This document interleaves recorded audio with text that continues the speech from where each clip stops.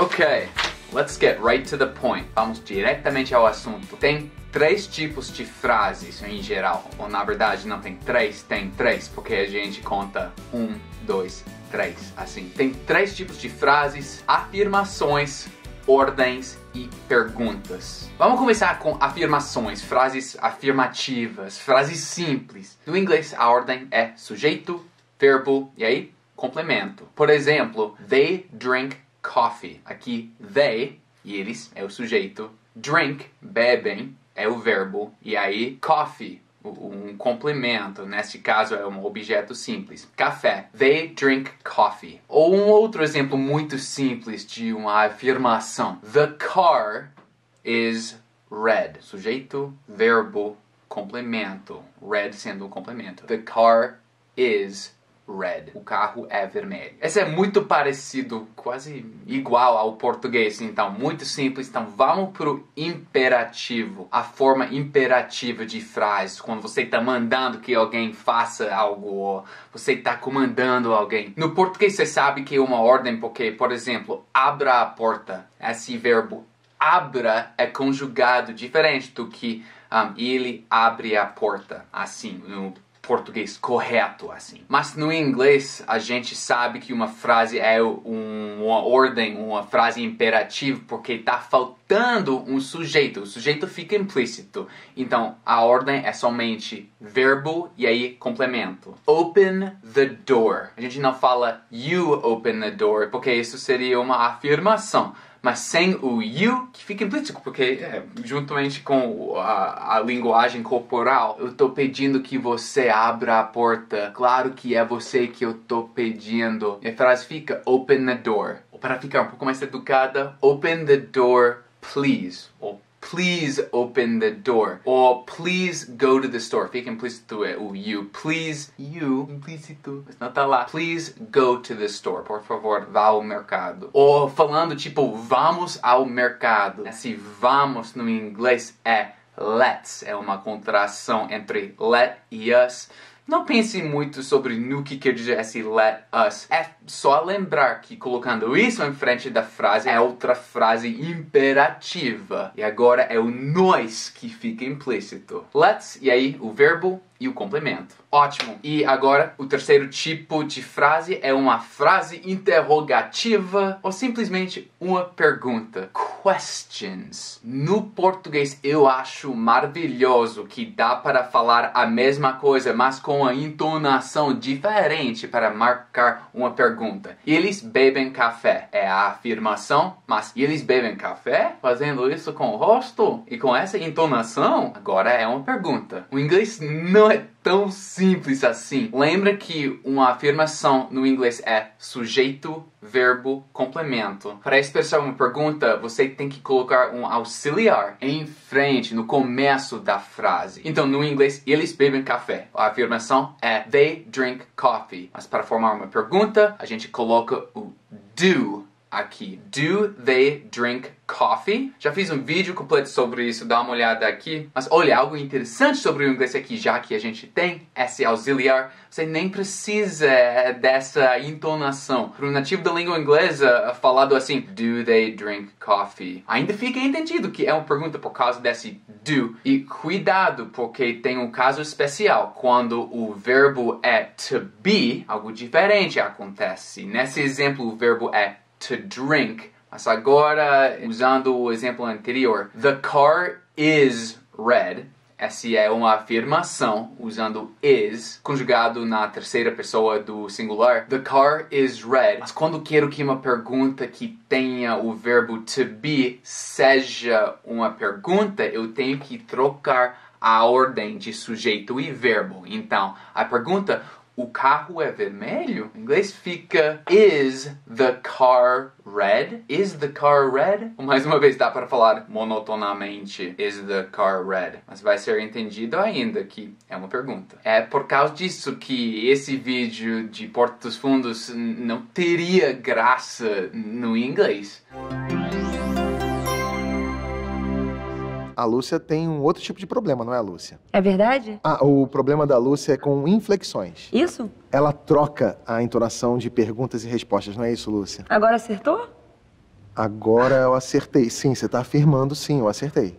Você acha isso grave? Não sei, Lúcia, eu que te pergunto, você acha isso grave? Não acho? É verdade. É verdade? Em inglês, sem entonação nenhuma, seria entendido a diferença entre it is true. Is it true? It is true. Is it true? As três tipos de frases que acabei de apresentar. Afirmações, ordens, perguntas. Tudo isso que eu acabei de apresentar é a estrutura da casa. São os tijolos, né? As regras mais básicas. Mas claro que não é tão simples. Toda língua tem complexidades assim. Se o inglês fosse tão simples, então todo mundo falaria. Tem exceções, tem casos especiais, tem adjetivos, advérbios, tem o por favor, o please, que dá para espalhar muitas vezes em toda parte da frase. Todas essas regrinhas são o gesso da casa, né? A estrutura é a coisa mais importante, e já que você tem, eu quero colocar um pouco de gesso nesse caso em particular, da ordem de palavras em perguntas quando são perguntas um pouco mais complexas, porque é um erro que eu vejo muito. No inglês a gente tem os 5 W's, os 5 W's, as perguntas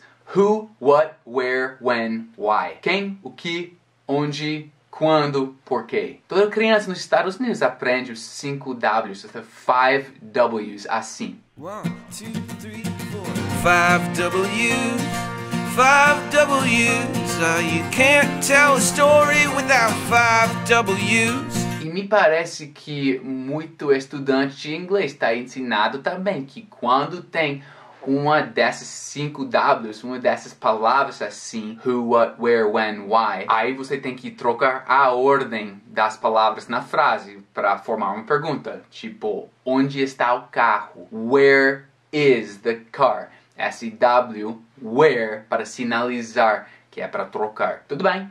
Mas quando você está perguntando, você sabe onde está o carro? Aí o erro que eu uso muito é a frase montada tipo do you know where is the car? Você sabe onde está o carro? E aqui a regrinha é que quando você tem outra pergunta, você sabe antes da outra pergunta, mas tipo numa frase só, a segunda parte não precisa de ser trocada assim. Então a forma certa da frase, você sabe onde está o carro, seria do you know where the car is? Com o verbo no fim, no finalzinho da frase. Do you know where the car is? Ou outra pergunta certa seria what color is the car? What color is the car? Is it red? Is it blue? Is it yellow? Mas para perguntar para o meu amigo qual é a cor do carro, eu coloco do you know, você sabe, em frente desse what color is the car. Mas aí eu faço com que essa segunda parte, essa segunda pergunta agora não está trocada, a ordem não está trocada. Formando, do you know what color the car is? E lembrando que essa regrinha é somente com o verbo to be. Se a pergunta fosse, do they drink coffee? Agora eu quero saber se você sabe. Mantenha a ordem, só que o auxiliar vem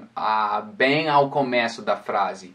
Você sabe, do you know if they drink coffee? Do you know if they drink coffee? Você sabe se eles bebem café? Tomam café, bebem café. Não tem dificuldade com isso no português. Sempre drink, tudo. Água, cerveja, café. Do they drink coffee? Do they drink beer? Do you know if they drink water? Se você esteja bem no começo de aprender o inglês, não fique frustrado com isso. Lembre-se que crianças americanas conseguem distinguir e formar perguntas e frases assim. Quero te dar uma estratégia para isso, mas antes disso, eu acabei de achar esse home video de quando eu tinha 3 anos, eu acho. E eu estava fazendo exatamente de trocar, não trocar a ordem de perguntas nesse tipo de frase. Vamos dar uma olhada. Eu e a minha irmã estávamos de pijamas na manhã de Natal. Antes de abrir os presentes, estou vendo os presentes pela primeira vez e me perguntando o que são, né? O que está dentro. Let's open them. No, we gotta get dressed Let's first, but then we open can them. open them. I don't know what they are. I don't know what they are.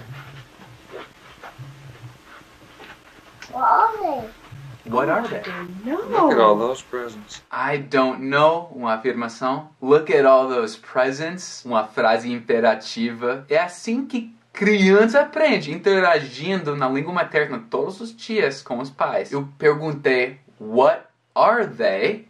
Trocando a ordem. Mas aí, quando falei antes que eu não sei o que são, I don't know what they are. Nem preciso trocar a ordem dessa segunda parte da frase, né? Que agora é uma afirmação simples, na verdade. Eu poderia falar, I wonder what they are. Eu me pergunto o que são. Ou, eu não sei o que são. I don't know what they are. Vamos ver mais uma vez. I don't know what they are.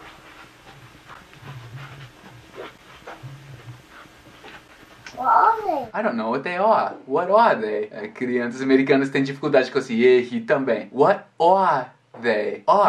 Quase brasileiro, né? Demora um tempinho para conseguir pronunciar esse R. What are they? I don't know what they are. Eu, como adulto, agora consigo. Mas, bom, já que não somos crianças mais e já que, claro que é impossível vocês interagirem o dia todo com pais que falam o inglês, mas pode pegar o jeito de forma diferente. Olha, crianças não só interagem com os pais, mas eles têm muitas músicas para aprender sobre o mundo, sobre a língua materna. E não é estranho para um adulto assistir ou escutar músicas infantis para aprender um idioma novo. Realmente fica muito mais fácil, tipo com esse exemplo. This is red, the color red, red, red, red.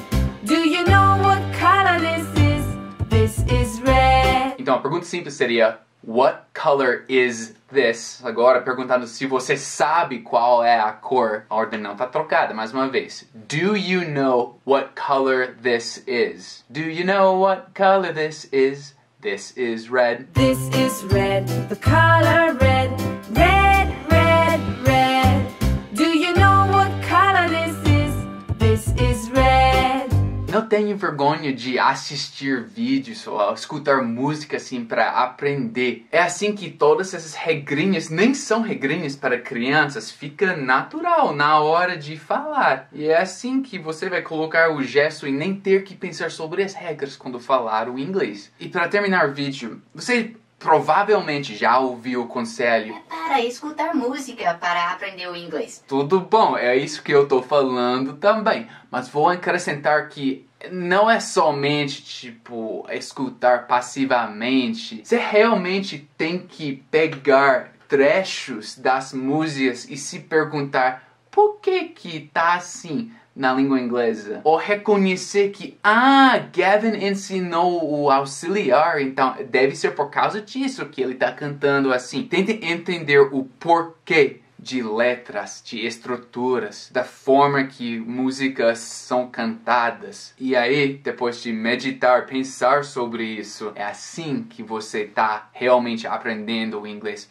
de músicas. Não é magia, é um pouco de trabalho, mas o trabalho pode ser divertido com certeza, que te permite mergulhar na cultura alheia, que é a coisa mais linda de aprender um idioma estrangeiro. É assim que eu me apaixonei pelo Brasil. Ficou impossível não se apaixonar com o Brasil, fazendo essa imersão nas letras de Secos e Molhados, ou nos parágrafos do Jorge Amado. É para procurar, para caçar frases assim em toda essa literatura, em música, em rádio, em filmes. E aí, sua casa será completa, terá gesso em cima dos tijolos, depois de ter construído essa estrutura que também é tão importante. Se você tem outros exemplos, por favor, coloque nos comentários. E é isso aí por enquanto. Muito obrigado, gente. Até mais. Peace out.